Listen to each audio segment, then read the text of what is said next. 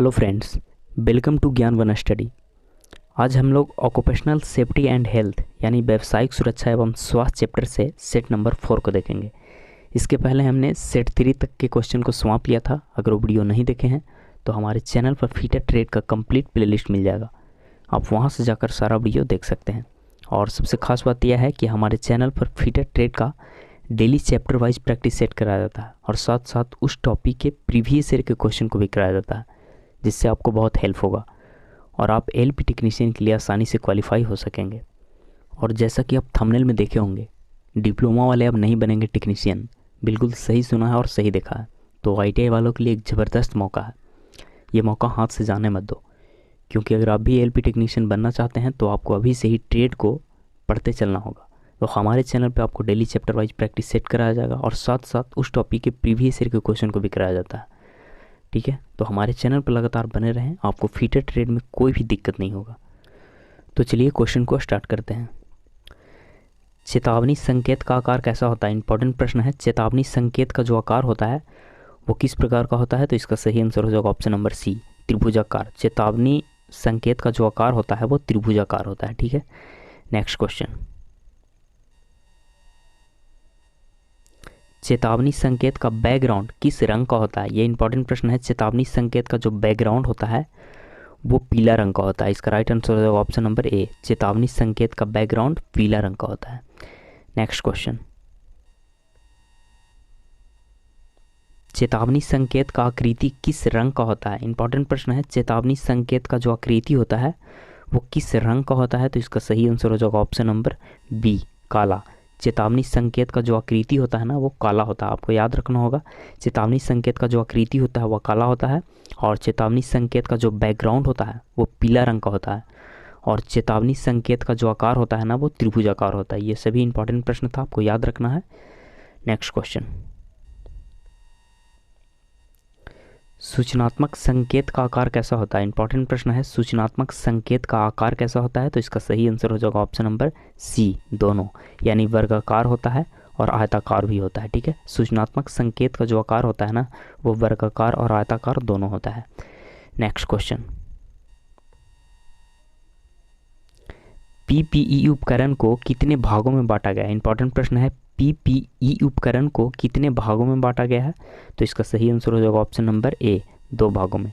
PPE उपकरण को 2 भागों में बांटा गया है और पीपीई का फुल फॉर्म होता है पर्सनल प्रोटेक्टिव इक्विपमेंट। ठीक है, पीपीई का फुल फॉर्म क्या होता है? तो पर्सनल प्रोटेक्टिव इक्विपमेंट, आपको ये याद रखना है।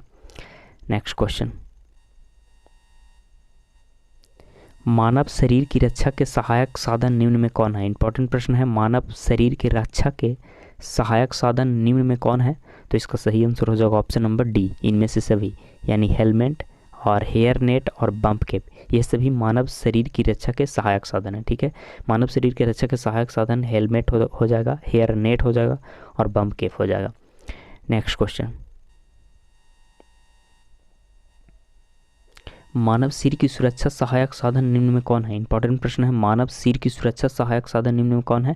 तो इसका सही आंसर हो जाएगा ऑप्शन नंबर डी, इनमें से सभी, यानी सुरक्षा हेलमेट, हेयर नेट और बम्प कैप, ये आपको याद रखना है। Next question.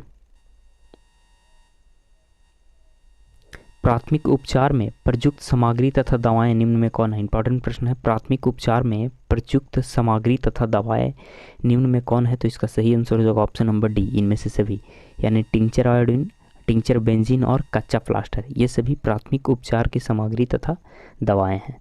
ठीक है, अगला क्वेश्चन। Question number 9।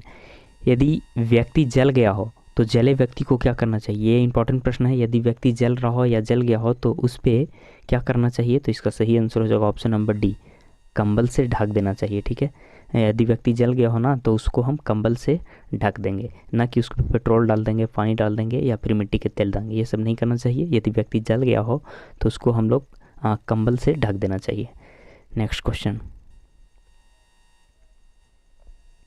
कृत्रिम श्वास क्रिया की कितनी विधियां हैं? ये इंपॉर्टेंट प्रश्न है।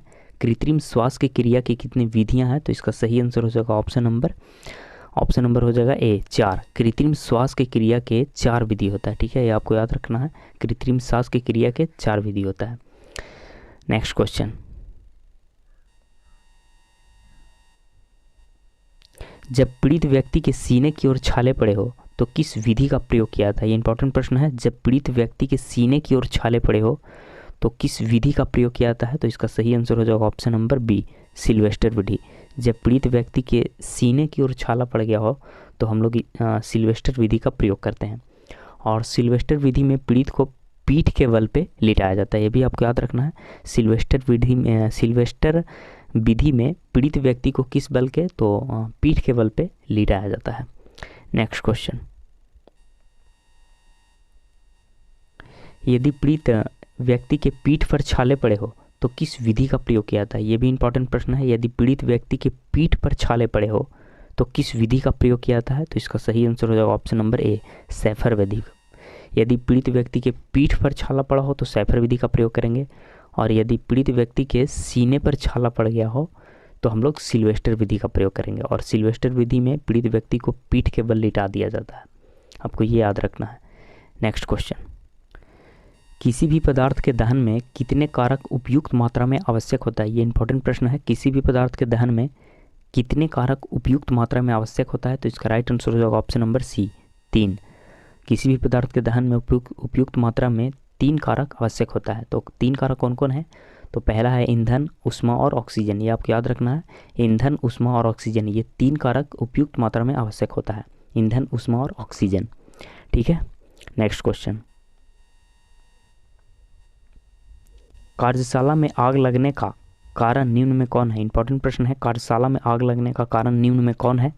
तो इसका सही आंसर हो जाएगा ऑप्शन नंबर डी, इनमें से सभी।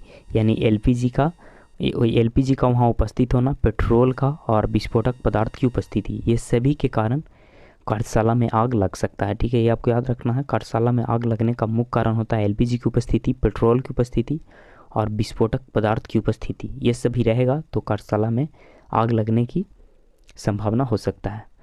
नेक्स्ट क्वेश्चन, ईंधन की प्रकृति के आधार पर आग को कितने भागों में बांटा गया है।